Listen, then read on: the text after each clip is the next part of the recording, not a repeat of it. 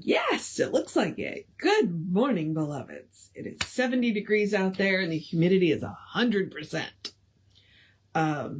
It sprinkled a little bit. It got really dark while we were in the park and sprinkled a little bit.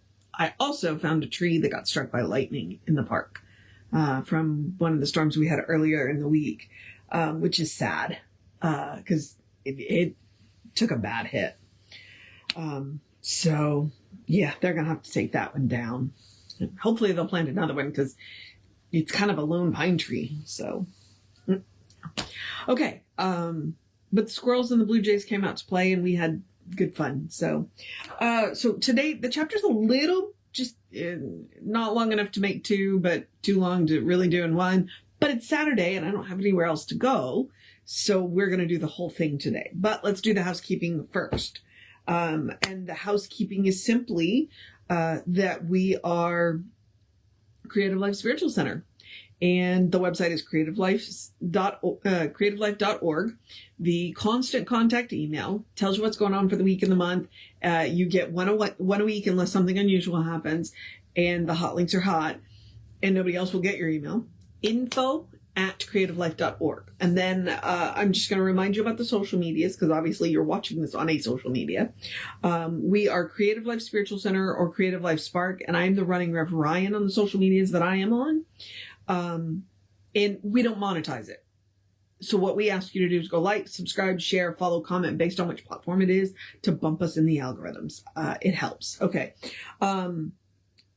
Yeah. And so because this book is not the overwhelming project that the Science Mind text was, this book is archived on both channels. If you want the daily stuff, it's on the Running Rev Ryan. But if you just want to hear the whole chapters, that is on the Running Rev Ryan, but it's also on the Creative Life Spiritual Center page. It's just not up to this week. I updated on Saturday, or Saturday and Sunday. So that's something I will work on this weekend. I may get around to doing the Science of Mind text, but that was a lot. Yeah. So if I do decide to do the Living of the Science of Mind, which I may do after this, unless Jesse has another idea, then I will try and do better. I'm also planning to do some of the little books. I'm just not sure. That may be something I might pick a night and do just periodically until I'm done, simply because it would be easier just to do the whole chapter. So, and a lot of his smaller books are not, they're not audio versions available, and I want to remedy that. So, all right, so let's get started. I think we're on chapter 8. Yes, we are on chapter 8. Okay, so we are on I just want you to see the picture. We are in chapter 8. It's Hermes, Egypt, and the law, which makes me kind of question what this chapter is going to be about, simply because Hermes is a Greek god. So yeah. Oh. Sometimes Ernest titles these chapters and you're like, Ernest, where are you going with that? Ernest, where are you going with that? I question him sometimes, and that's good. You should. One of my favorite, I'm probably going to mangle the quote, but it's a George Carlin quote, is teach your children to read and teach your children to question what they read. So I'm questioning what I'm reading. And you've already seen me take exception to something Ernest wrote in this book. Maybe it was a misinterpretation on my part, or maybe he just wrote something badly so that it could be misinterpreted, or maybe he meant it the way he said it. So, question what you read. Okay, so like I said, chapter 8, Hermes, Egypt, and the law. All history begins within the mind of God. The story of a nation or a race can best be read inscribed upon the brain of the one great seer or avatar who reads the cosmic scroll, becomes enthused with God intoxicant. His vision is the matrix of his race, its battle cry, its order, and its laws. In Egypt, first of all, the rule of kings was by the will of temple priests. O mystic land, I stood beside the Sphinx and heard its silent speech. of untold centuries ago, and of those seers who read the movements of the stars, and told in stone the tale of evolution. Thrice great Hermes might have read thy lips, priest, scholar, king, half myth, half man, but mind, and it was he who I now saw before the altar of the ages, mighty soul, who was the first to clarify the law of correspondences, so long hermetic, but now a commonplace among all schools of thought. Did you perhaps cross overland from Mayax in the west, intent to teach the youthful Egypt the secrets learned from Kish priests 10,000 years ago? I know this not, but this believe that you were first in history to show to mortal man that he could know of God, who cannot be defined and is invisible, without form, source, and causing cause of all, who speaks and outer worlds appear. This wisdom, known by priests, did Moses learn and write upon the scrolls the Levites later bore within the ark with manna, rod, and law. All things on earth, so Hermes said, all things are patterned from above. The source is one in essence, substance. Only he exists, sole generator. He himself is cause, the only cause, yet he is manifest as three, Nu, Tum, Ta. A trinity. Age hid itself beneath the mists of time.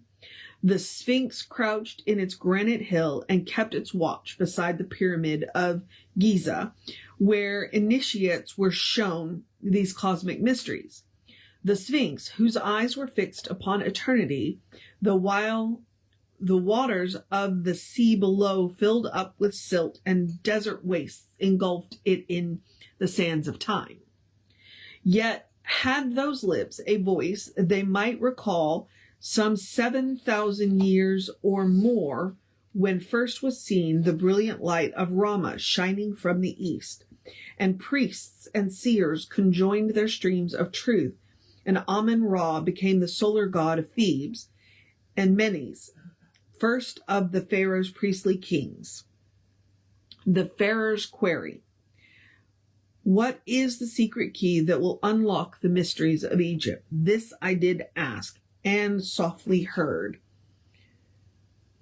There is no mystery for him who knows the mysteries. Hid in himself the answer lies, for none but self can find or know the self. The goal is not to know, but be, for knowing leads thee to becoming.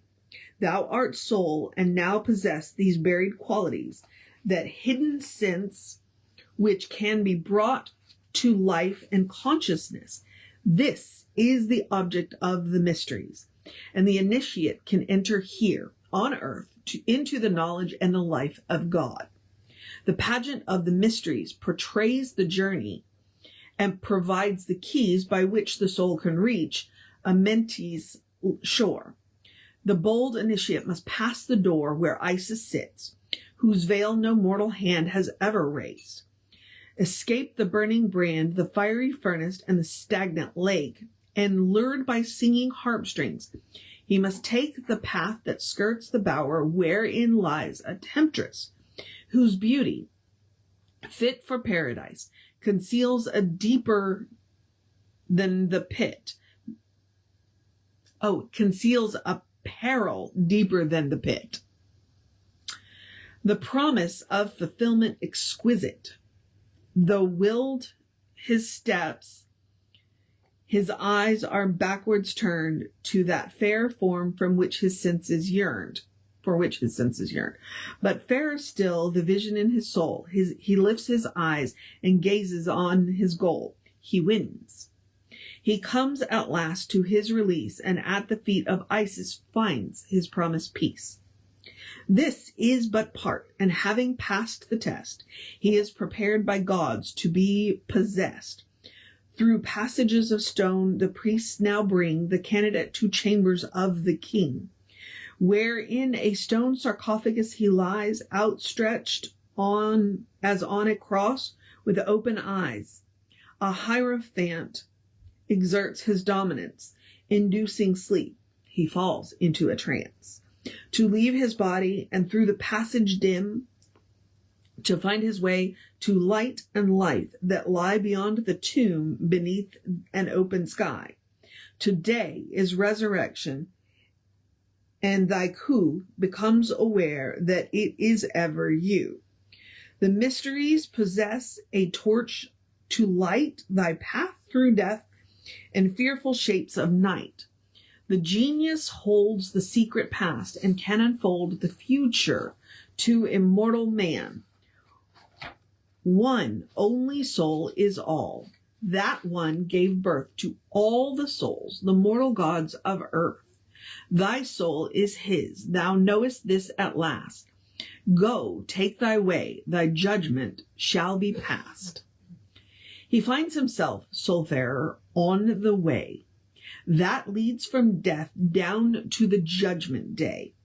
In deep amenities land, confronted by the law, Ma'at, the goddess in whose eye calm justice shines. She is his advocate. True justice comes not early nor too late. She pleads his cause before Osiris, who sits on his throne and calmly hears her through. Upon one scale, an image of the law is placed of Ma'at, acting monitor, and on the other scale is laid his heart. He is judged according to the part he played in life on earth, good works or sin, his fate decreed by what his past had been, not by the gods. He knows the fault is his, that he has made himself just what he is. The Farer. My mind bedazzled with glimpse of things I thought unknown, unknowable. I listened, caught. My breath in fear of judgment and my fate. The voice went on, began to correlate. The law of Manu, the Ma'at law. Each seemed to each be the creditor, the voice. The streams conjoined in Egypt, each alike proclaim one law of conduct, and the soul may not attain nirvana, nor the bliss of its absorption into God, nor can return unto the Father's house until it pass the test imposed upon itself. If good outweighs the evil of his days, if he has been a father and a friend to those in want, he need not dread the end. He cannot enter to a world of bliss unless he first begin it here in this. But if his works are good, then he can claim identity with God and take his name. Known as Osiris, he has become as he and enters life throughout eternity. The soul, which by its works is purified, in Brahma's bosom ever will abide. The names of God and gods shall pass away, no more the need of rites or passion play. Old night shall yield to eternal day.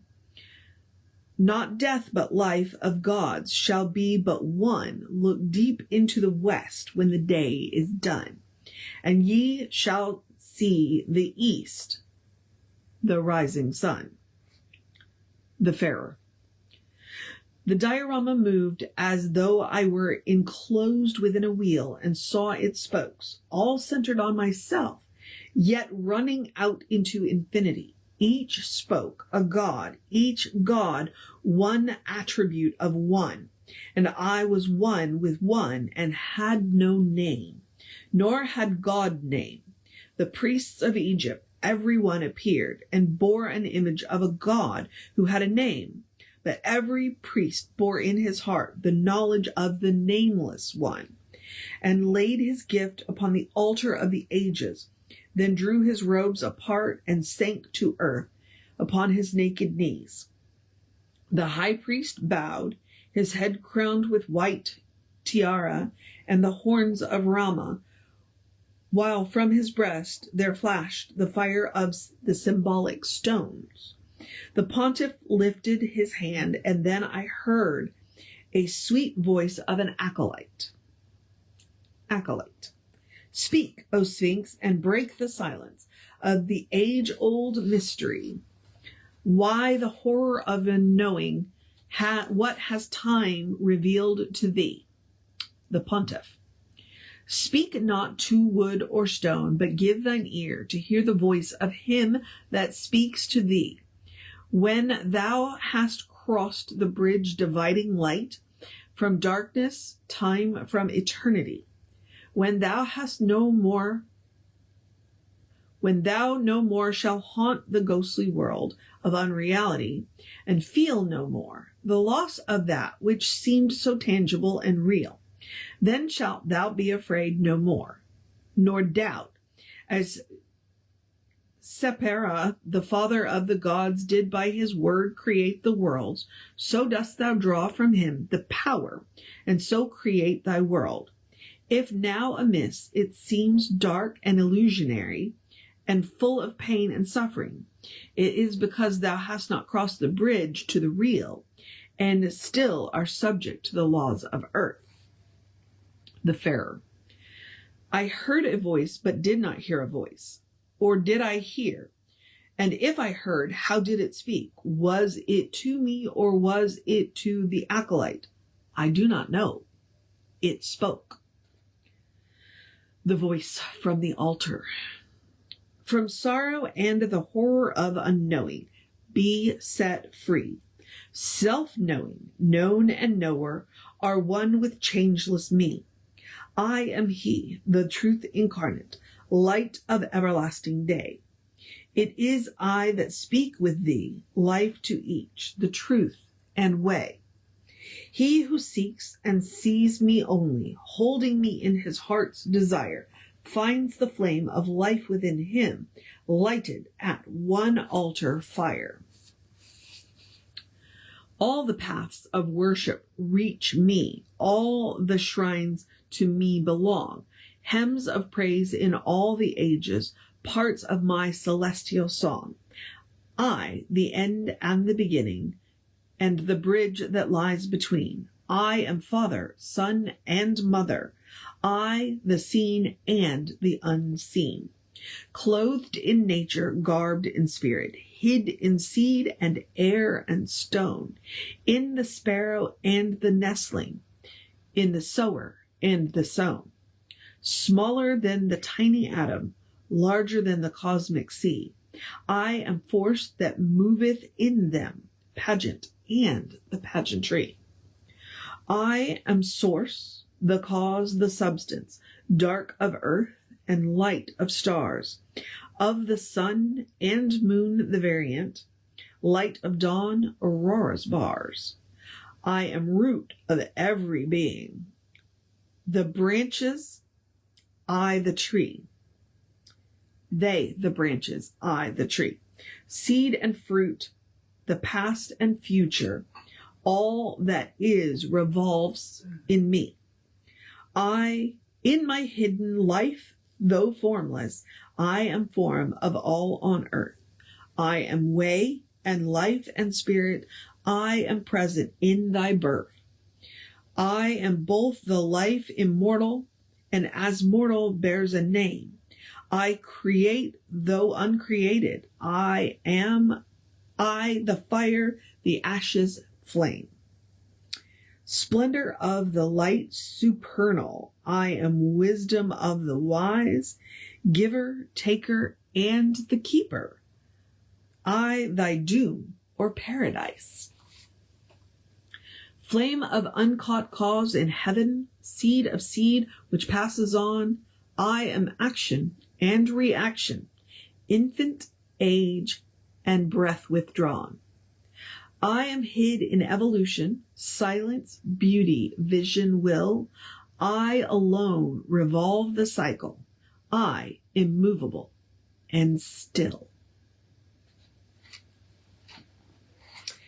And so ends Hermes, Egypt, and the law.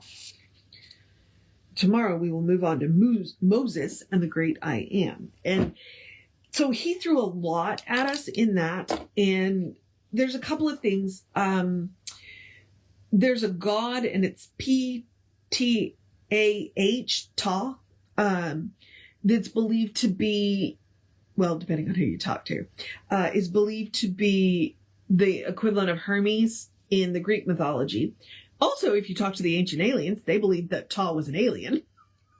So, so there's some correspondence. And also, he mentioned the thrice great Hermes, which is, if you've never read the Kabbalion, that's who that is.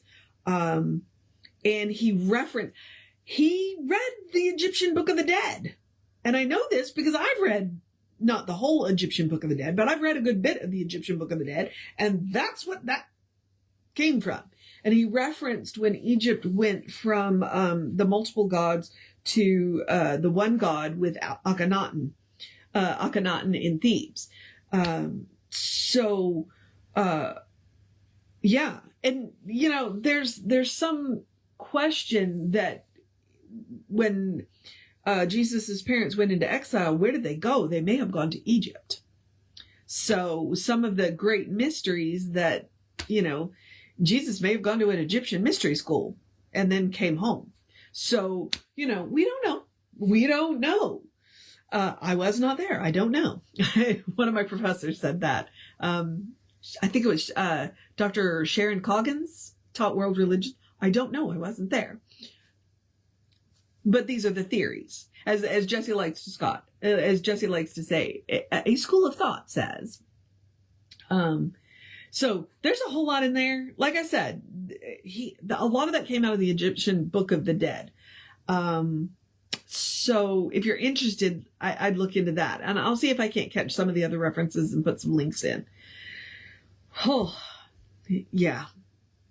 The second half's been really amazing. So I gotta go though. So I'm gonna encourage you to have a great day, a wondrous day, a fantastic day, a magical day, an enchanted day, a wonderful day, an awesome day, an amazing day. A take care of yourself day, a take a break day, a take a nap day, a do what you gotta do day, a cuddle your fur babies day, a drink plenty of water day, a dance in the rain day, a stay out of the lightning day, and enjoy the springtime energy day. A read something interesting day, listen to some good music day, a take a nap day, which is what I intend to do somewhere in this day, a take care of yourself day, a know who you are day, a hey, check out the Egyptian Books of the Dead day, a good day, and if that's too much pressure, simply have a day. You are enough, just as you are. You're a beloved expression of the divine. You are spirit in motion, God in action, a brilliant light, a divine spark, a beautiful masterpiece, and a work in progress at the same time at your own pace. And as Reverend Jesse likes to call us, you are godly. All right, beloveds. I think it was a lot today. It was a lot today. So I'm going to go away and think about it, and I hope you do too. Reverend David should be on around 5 p.m. with you. I'll be back with you tomorrow, probably around 8:45, since I get to go to the gym tomorrow. It just works better for me to do it early and then go wash my hair. So take care of yourself. Know that you are loved, and I will see you next time.